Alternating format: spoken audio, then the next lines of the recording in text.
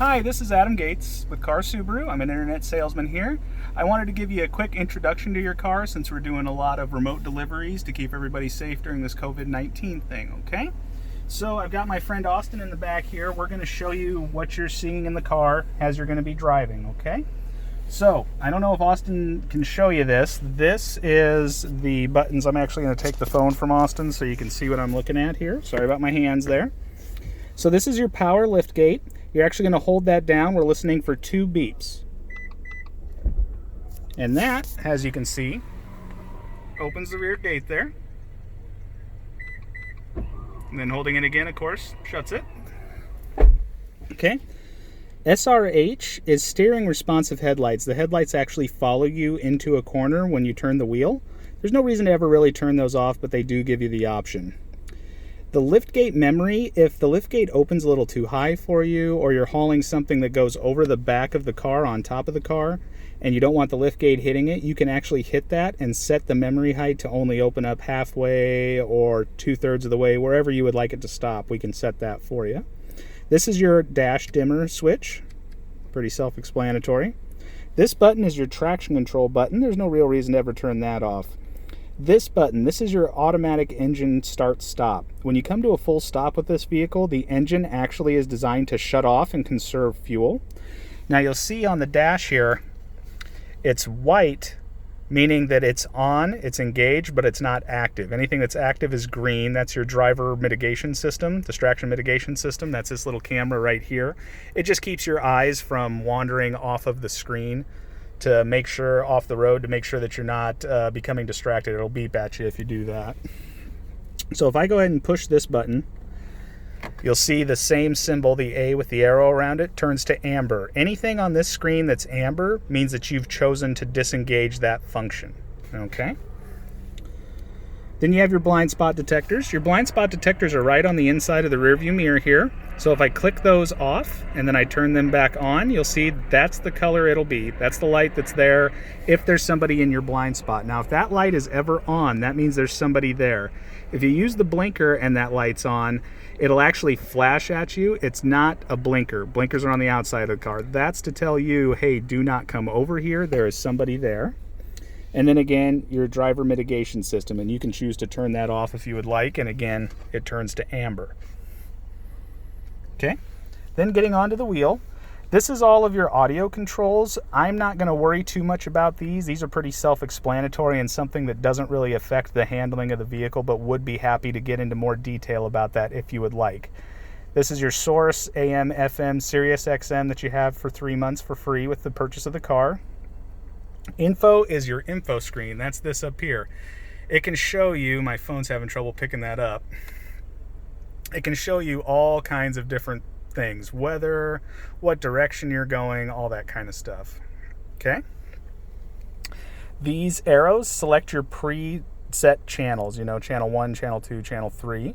Volume controls, of course. This button is to pick up Bluetooth phone calls and to speak to the car. It has a user interface that's integrated into the car, and those are all the commands, and you'll learn those as you go through with the car. This is to hang up or cancel the voice controls. These little switches here, if you pull them towards you, either side, it actually changes what's showing in your center display. I always keep it on speedometer just because it's a little easier to read, keeps my eyes on the road. The middle button is your info button. If anything is going on with the car, like a low tire, somebody doesn't have their seat belt on, anything like that, an I will pop up here. It will either be amber or red. Red is an emergency. You need to take care of that right away. Amber is low fuel or small pressure changes in tires. That kind of thing is what will usually come up. And of course, you can see your fuel gauge and your, you're in park, drive, whatever, your current mileage, that kind of thing. Okay. Now, most of the stuff we're going to talk about, I'm going to show you right here because that's what you're going to be seeing as you're driving the car. On the right side of the steering wheel, this is the stuff that EyeSight covers. EyeSight are these 2 cameras on either side of the rearview mirror here. So we're going to pretend like, I'm going to hand the phone back to Austin. You're going to pretend like those aren't here. Those are just part of the car. Now, one of the things when you're doing maintenance on this vehicle, you want to actually spray the rag, then wipe down the car. Don't spray in the car because we don't want to get these messed up or touched or gummed up with anything, okay? So as we're going through here, if you look at this screen, you'll see, I'm going to move the wheel for Austin here so you can see a little easier. Right now it's just telling me I'm going 0 miles per hour. If I click this, you'll see that a little animation of our car comes up. The reason you know this is us is if I put my foot on the brake lights come on. If I take my foot off, the brake lights go off. That's telling you where you are in relation to the car in front of you. This is more for your passengers and also gives you a little more information about what's going on, okay? So when you're using the adaptive cruise control function, you have these things here. These are to set your following distances to the cars in front of you. Okay, so the more horizontal lines, the further away you'll be from the car in front of you. The less horizontal lines, the closer you're going to be to the car in front of you. When you set the cruise, just like any other cruise control system, you have set and reset. The miles per hour, your max cruising speed, will be right here. Now, if there's a vehicle in front of you, this has a little green tractor beam that comes out and a little animation of a car here. Another little animation of a car that looks just like this one pops up at the top of this to tell you the vehicle sees that car in front of it. That's the vehicle it's reacting to, okay? So the adaptive cruise part is if you have this set at 65 and the vehicles in front of you are only doing 45, this car will back off and actually slow down and go with the flow of traffic that's in front of it. It's a really great feature. We've had it since 2014 and we've had nothing but compliments on it. Okay, this is your lane centering. So if I click that, you see that these vertical lines here turn a light gray along with these here. I'm going to do that again just so you can see the camera pick them up. Now what that says is these two cameras are looking for the lane markings on the highway. It will actually help keep you centered in the lane. It puts some feedback into the wheel. Now that's going to be different than your lane departure warning, which is right here. Yet again, if I hold that down, you'll look right here. That pops off and it says in amber that system is off. An easy way to remember this, safety features that Subaru would just as soon as you keep on are set up here and you're choosing to turn them off. Anything that's going to affect how the car handles, affect how the car drives is on the steering wheel and you're choosing to turn them on. Now, one of the other safety features that's involved in this is pre-collision braking. If a car stops short in front of you, a car stopped at a stoplight and you don't see it stopped, this will actually try to stop you from getting in an accident. It does that by doing a klaxon's a little harsh word, but it does a beep, beep, beep. This turns red and flashes two cars in front of you. If you do see what's obstructing you in front of the vehicle and you hit the brakes, the system automatically backs off. It would rather have you driving than it. But if you don't, it will prevent you from getting in an accident. Or if you're going a little too fast, it will greatly reduce your impact speed. So it's a good thing to have. So as we're going through here, if I hit set, another car pops up here, and these lines, once it can see the lane markings, actually turn white to say it can see where you want to be. And at that point, it's going to try to keep you centered in the lane so you'll feel a lot of feedback in the wheel. Now, that's where you set your speed. When you're driving along with traffic and you can only do 45 miles an hour, even 20 miles an hour, you can go ahead and set it and it'll set to that. Then you have this plus and this minus here. If you click this up, it goes up by 5 mile an hour increments. You click it down, it goes down by 5 mile an hour increments. Okay, so you want to set that to whatever speed you want to be at if there were no obstructions on the road, but the car will adjust with the flow of traffic in front of it, okay? Sport and intelligent mode, that is sport mode. That says that it's gonna not shift quite as much, give the engine a little more power. It doesn't turn on a turbo or anything, it's more just software. But like if you're going to Bend or you're going over the mountains to Seattle, that can make the ride a little smoother, but does reduce your gas mileage a little bit. Intelligent mode is the best gas mileage. It lets the system run as smooth as it possibly can. You also have your steering wheel heater here. There's a little light there to indicate on or off, and you're just gonna pull that towards you while you're driving. Okay.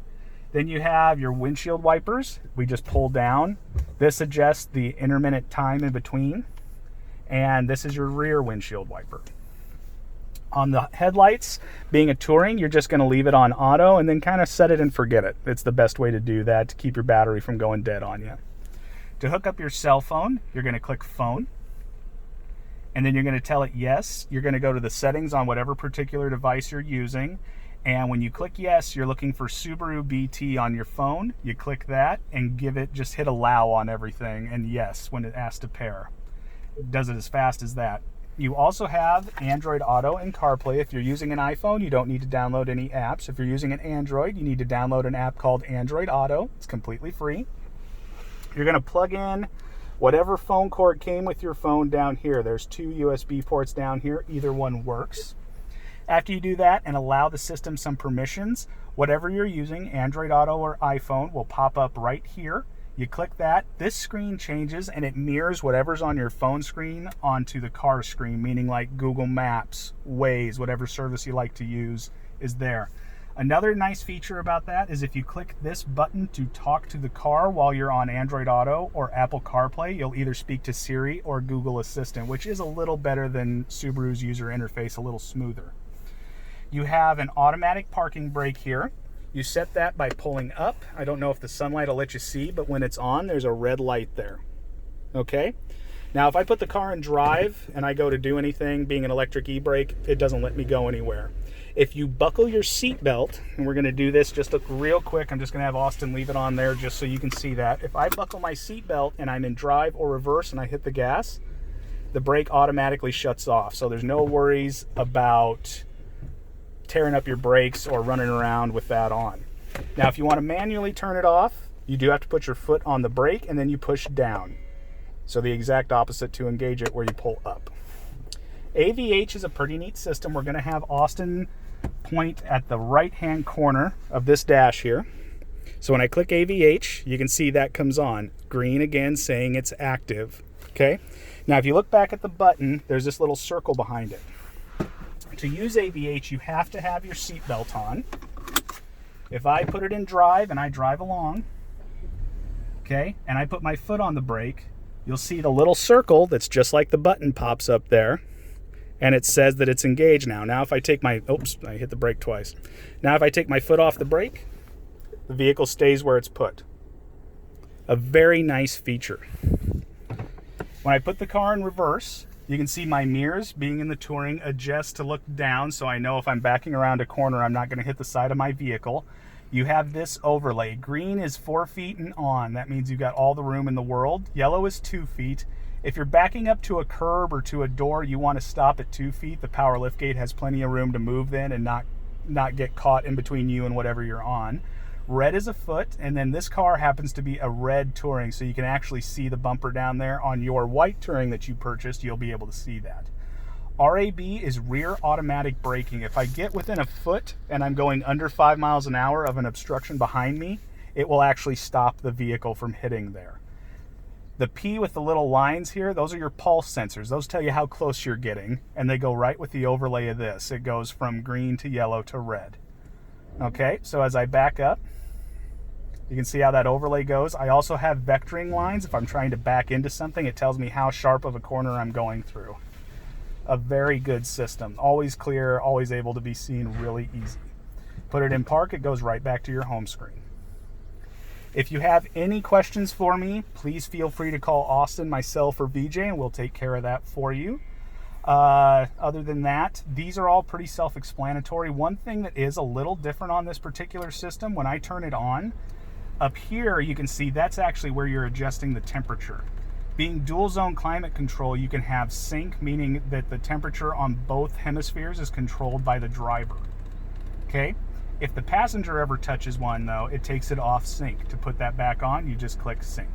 And then it tells you right there that everything's on. Auto, of course, full auto means that whatever temperature you set that at, the car will adjust its HVAC system to accommodate that. Okay, one other little different feature is this here. You have defogging side mirrors on this that are attached to the rear windows. So if you click that, your side mirrors will also get hot and defog for you. Other than that, that's a pretty good overview of the system. I hope you enjoy your new car, and yet again, please call with any questions.